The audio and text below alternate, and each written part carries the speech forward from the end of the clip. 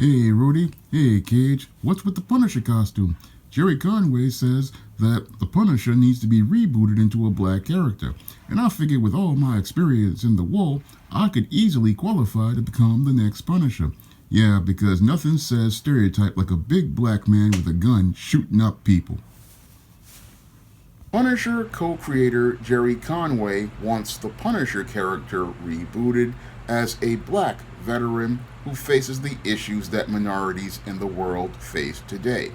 Now, when I heard that statement as a black creator, I took deep offense to it because as a black man who creates black male characters, I took offense with him going out here and trying to, one, speak for black creators like myself, and two, him trying to promote a narrative regarding heterosexual black men that breathes brand new life into an old stereotype about heterosexual black men. Now, the whole idea of rebooting the Punisher character as a black man is one that is extremely racist because the whole idea of a black man operating outside of the law, carrying guns, and killing other black people, this is something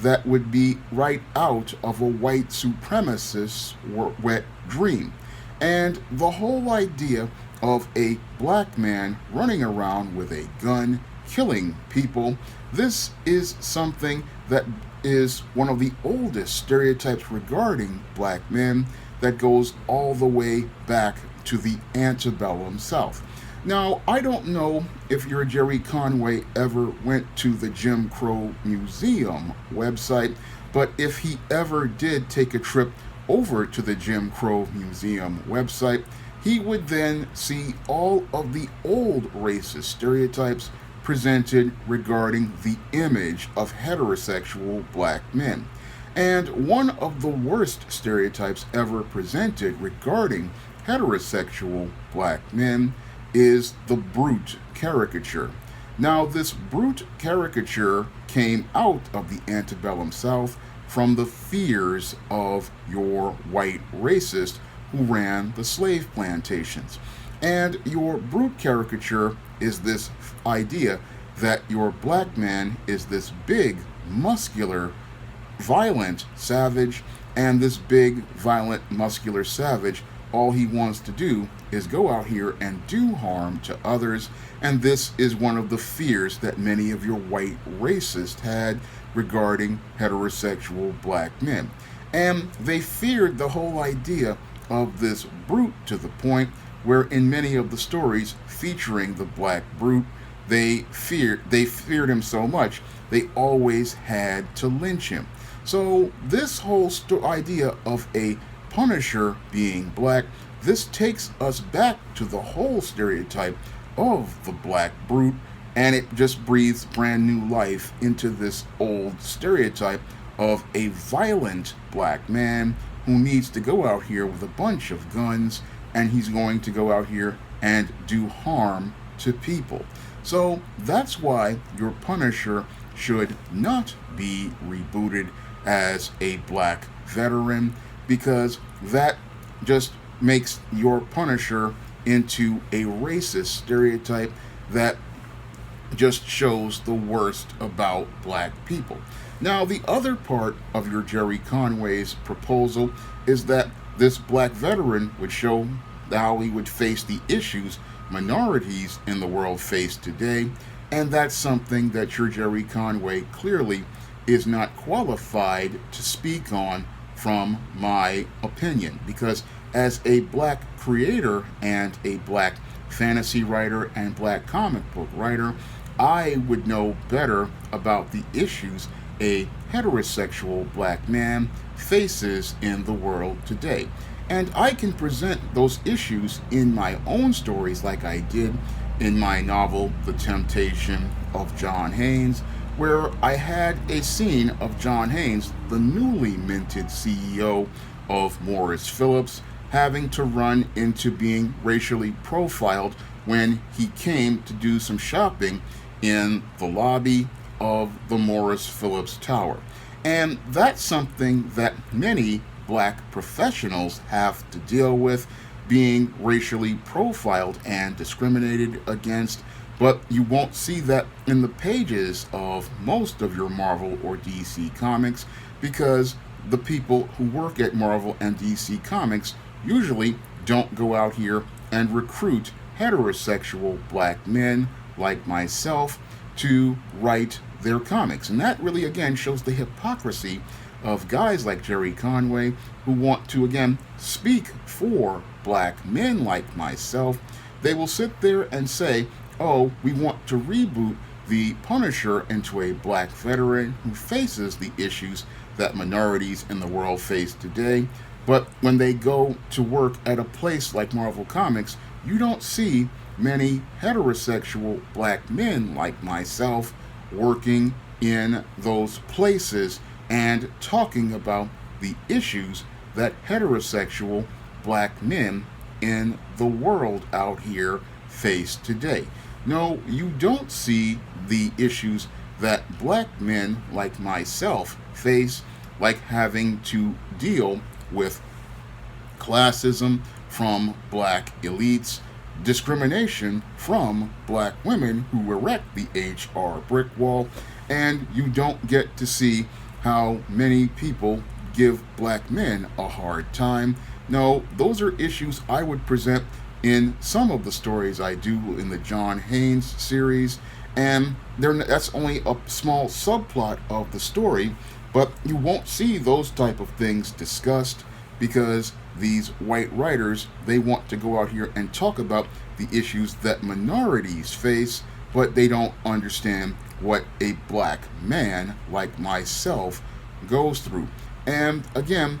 I look at that word minority and I see the game being run because black people, we don't see ourselves as part of a minority group. No, our issues are unique and separate to us, and that's why people like your Gerry Conway are not qualified to speak on our issues because they have not had our experiences out here, and because they have not had our experiences, they can't talk about what our story is. And when I listen to Gerry Conway talking about how the Punisher needs to be rebooted as a black veteran, I just really am insulted by this, because your Jim Rhodes, the character that got one of the characters that got me hooked on comics, he was a black veteran, and he faced a lot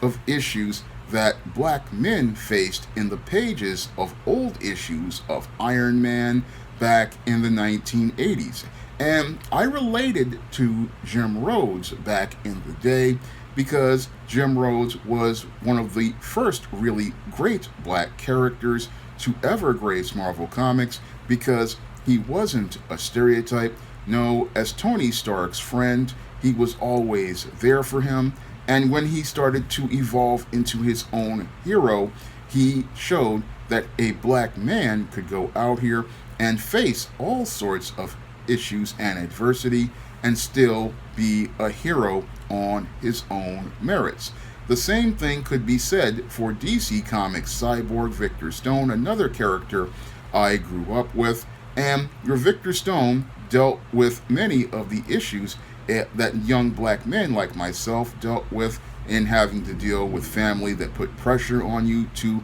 be excellent at the time and to overcome all sorts of handicaps and disabilities. That was one of the reasons I related to him, because as a survivor of a brain aneurysm, I could relate to the Victor Stone character and all of the things he struggled with as related to trying to overcome losing his limbs and then having to deal with a mechanical body. So both of those characters really again showed a black character who dealt with issues that black men dealt with, and they did it so with great storytelling from writers like Marv Wolfman and David Michelini, who showed us the content of these heroes' character and did not focus on the color of their skin. Because when you go out here and you talk about the Punisher needs to be rebooted as a black veteran, that's again a slap in the face to black veterans who have gone out here and served their country. Because I have talked to several, like Mr. Superboy, who has served his country, and many veterans who have seen war. They want to see positive images of black men, and the Punisher is not a positive image of a black man, nor is it even a positive image of a white man. Because if you read comics that featured the Punisher, many heroes do not condone his actions or condone his deeds. They look at the Punisher as being extreme, and he's a character who is on the fringe, and that is not something that black people want to be considered to be a part of, nor do many of our black soldiers who have served their nation and gone out here and done service. Now, they have had a black Punisher in previous comics and a storyline, and again, I wasn't really a fan of that story because it just, again, was not it was not done in a tasteful fashion, and the character just needs to be the white male that he was originally meant to be, because he's meant to be on the fringe, he's meant to be at the bottom of the world, and that's what the character is, and that's what the character should remain, because the character was originally based on concepts like your Death Wish with Charles Bronson, and Paul Kersey went from being a successful architect to winding up being the architect of violence because his family was destroyed, and that took Paul Kersey from being at the top of the world into the bottom of society. And while your Gerry Conway is upset that people like rogue police officers and race soldiers have taken on the Punisher skull and he wants to try to reclaim it, this is not the way you reclaim the Punisher skull. No, you go out here and show that the Punisher tells people that he is a vigilante and that his approaches are extreme, and that's how you reclaim the Punisher skull. He says that, oh, I want to find a way to do this, but this is not the way, because trying to demonize heterosexual black men and make us the face of violence, that is something that white racists in the media have done for years, going out here making us the face of violence and using us as the face for their gun control laws and saying, oh, we need to get guns off the street because there are violent black brutes out here with firearms, and they use these types of images and these kind of stories to talk about gun control, but won't sit there and use the images of these beta male mass shooters who are mostly white males. They won't ever use those guys as the face of gun control. And again, they do this because they want to correlate black men with violence, and that's where I have the issue with your Gerry Conway trying to reboot, talking about the Punisher needs to be rebooted, again, as the black veteran who faces the issues minorities in the world face today, because clearly he does not know the issues that face black men in today's world. And I can tell you that because as a heterosexual black man who has lived in the world for the last 48 going on 49 years, I know what those issues are. I've been in your corporate America. I've been out here running my own business, and I know about the issues that black men face today because I have lived and experienced them as a heterosexual black man.